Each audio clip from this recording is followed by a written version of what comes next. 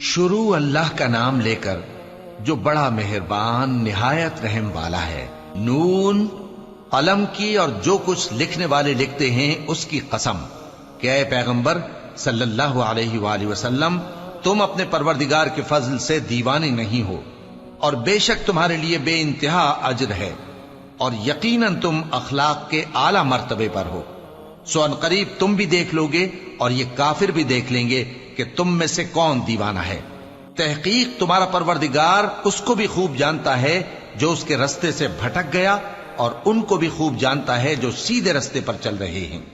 تو تم جھٹلانے والوں کا کہا نہ ماننا۔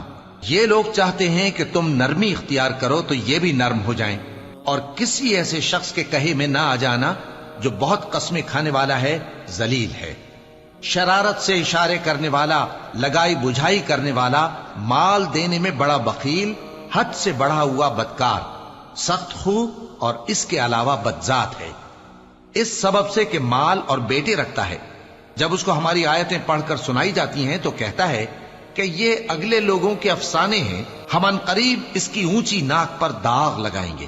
ہم نے ان لوگوں کی اسی طرح آزمائش کی ہے جس طرح باغ والوں کی آزمائش کی تھی، جب انہوں نے قسمیں کھا کھا کر کہا کہ صبح ہوتے ہوتے ہم اس کا میوہ توڑ لیں گے، اور انشاءاللہ نہ کہا۔ سو وہ ابھی سو ہی رہے تھے کہ تمہارے پروردگار کی طرف سے راتوں رات اس پر ایک آفت پھر گئی، تو وہ ایسا ہو گیا جیسے کٹی ہوئی کھیتی۔ پھر جب صبح ہوئی تو وہ لوگ ایک دوسرے کو پکارنے لگے کہ اگر تم کو کاٹنا ہے تو اپنی کھیتی پر سویرے ہی جا پہنچو۔ سو وہ چل پڑے اور آپس میں چپکے کہتے جاتے تھے کہ آج وہاں تمہارے پاس کوئی فقیر نہ آنے پائے، اور کوشش کے ساتھ سویرے ہی جا پہنچے، گویا پیداوار پر قادر ہیں۔ پھر جب انہوں نے باغ کو دیکھا تو ویران، کہنے لگے کہ ہم رستہ بھول گئے ہیں، نہیں بلکہ ہم بے نصیب ہو گئے۔ ایک جو ان میں سمجھدار تھا بولا، کیا میں نے تم سے نہیں کہا تھا کہ تم تسبیح کیوں نہیں کرتے؟ دوسرے کہنے لگے کہ ہمارا پروردگار پاک ہے، بے شک ہم ہی قصوروار تھے۔ پھر لگے ایک دوسرے کی طرف رخ کر کے ملامت کرنے، کہنے لگے ہائے شامت، ہم ہی حد سے بڑھ گئے تھے، امید ہے کہ ہمارا پروردگار اس کے بدلے میں ہمیں اس سے بہتر باغ عنایت کرے، ہم اپنے پروردگار کی طرف رجوع کرتے ہیں۔ دیکھو عذاب یوں ہوتا ہے، اور آخرت کا عذاب سب سے بڑھ کر ہوگا، کاش یہ لوگ جانتے ہوتے۔ پرہیزگاروں کے لیے ان کے پروردگار کے ہاں نعمت کے باغ ہیں۔ کیا ہم فرما برداروں کو نافرمانوں کی طرح نعمتوں سے محروم کر دیں گے؟ تمہیں کیا ہو گیا ہے؟ کیسی تجویزیں کرتے ہو؟ کیا تمہارے پاس کوئی کتاب ہے جس میں یہ بات پڑھتے ہو کہ جو چیز تم پسند کرو گے وہ تم کو ضرور ملے گی؟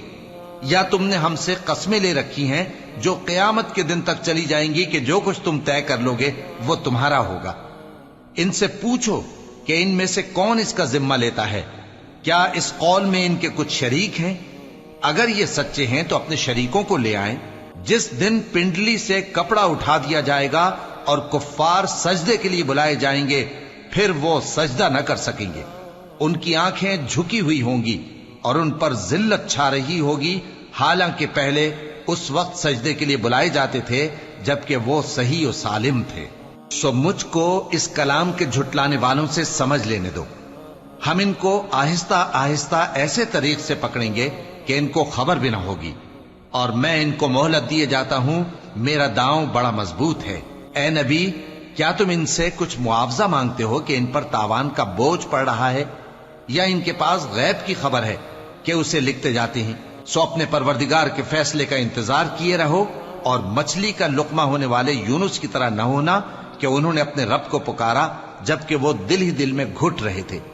اگر ان کے پروردگار کی مہربانی ان کو نہ سنبھال لیتی تو وہ چٹیل میدان میں ڈال دیے جاتے مذموم حالت میں۔ پھر ان کے پروردگار نے ان کو برگزیدہ کر کے نیکوکاروں میں شامل کر لیا۔ اور کافر جب یہ نصیحت کی کتاب سنتے ہیں تو یوں لگتے ہیں کہ تم کو اپنی نگاہوں سے پھسلا دیں گے، اور کہتے ہیں کہ یہ تو دیوانہ ہے۔